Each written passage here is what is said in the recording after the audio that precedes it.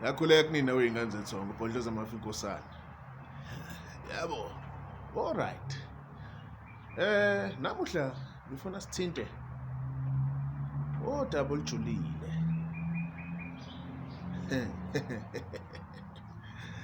Ukwelapha. Ngeke ngathinta ngokwelapha. Ngakhuluma ngokugqibela futhi.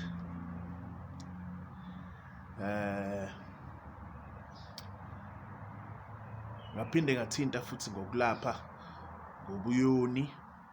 I remember I spoke about ukulapha ngobuyoni.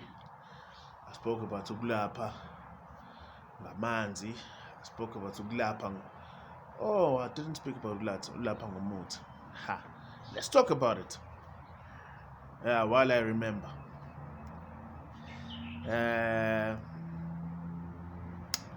Number 1.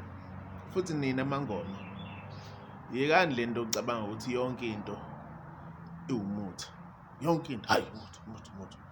Hayi manje shayinto hayi manje shayinto. Amele kufaka ibhafu. Ha. Yeke. Hey manje ngikhuphula isithunywa sakho ngishaye ngemi. Hayi bo. Abanye hayi mele kwenzele hayi bo. All right. Ukwelapha. Indlela zokwelapha zihlukile. Sengikukhulumela manje sekukhulumela kwi-level ephezulu kancane. Kumele si-understand number 1 healing ukwelapha. Silapha ngani? Number 1, yes. Bakhona or ikhona imimoya. Before ngize lapho, I think I must make this clear. Kunemimoya ehambiselana nedlozi. Yes. Remember the basic understanding ngedlozi. Umuntu oshonile, ushese ngale, usanezikweletu.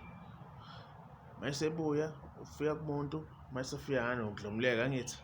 Afika ngenkani, esizomgulisa etc. Khona ezobuya ezomlukisa lezi zinto zakhe ngithi ukuze awazi ukuthi ayongena kahle alala ubuthongo. Then we look at the second example. The second example where we look at amathongo.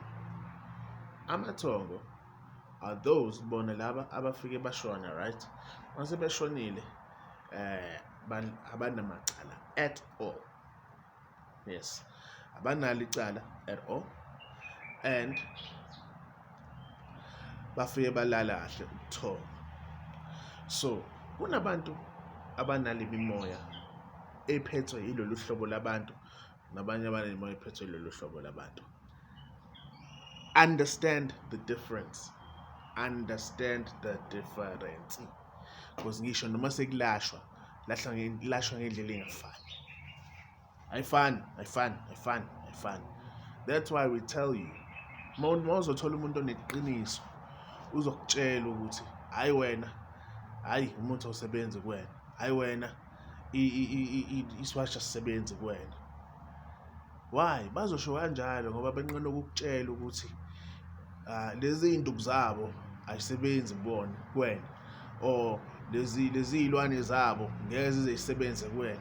Mawuthola neqiniso uyakutshela athi no, abantu bakini wena abafuni ilentuzana, ngcono uzame inhlaka, ngcono uzame lokho, ngcono. Why kuze futhi kufike kuthiwa ngcono uzame? Ngoba before uzufike la fanele abe racist akutshela usilalela wena ayisebenzi lento kuwena. Understand the two. It's very important. It also helps you ukuthi ulaphe. Maka understand lezi zinto zo2, uyakwazi ukulapha ngendlela eqondile. Ngabuye umuntu uthi ngiphuma kuwena kodwa manje hayi kanjani imali yami, hayi gcina usufuna ukuhamba ngama-bodyguard manje kungathi lento. No. Yazi kulula kanjani lento? Ilula. It's so easy, it's so simple. Understand imimoya. Kunemoya edila nedlozi. Leyo ke iyona ke imimoya ke le edinga ukwelashwa. Angizwa ngithini? Bese sigcine siba nale mimoya ehlanjululwayo. hayi lento yokukhuphula, hayi siyakhuphula, hayi yokukhuphula, hayi ukhuphula, hayi ngizoze ngizokukhuphula. Guys, isithunywa is so simple. Okwesithunywa, it's the most simplest thing ekhona. Bayangxaka-ke laba-ke baze hambe akushayela imuzi, akushayela ubhave eserious ethi ushayela isithunywa. Aqede ingasebenzi lento yakho. Ingasebenzi lento yakho bese uyabuya manje uthi hayi asizame lokho. Kanti besenzani ekuqaleni? Understand the difference between the two. Kuneminye imoya evuswa ngamanzi wodwa. Kuneminye imoya ehlanjululwa ngamanzi wodwa. Kuneminye imoya ehlangabezwa izinkambi thizeni ezihlanganiswe namanzi. So understand the two. Uzoyishare lapho. I'm not going to go deep. I'll leave it there. Sharp.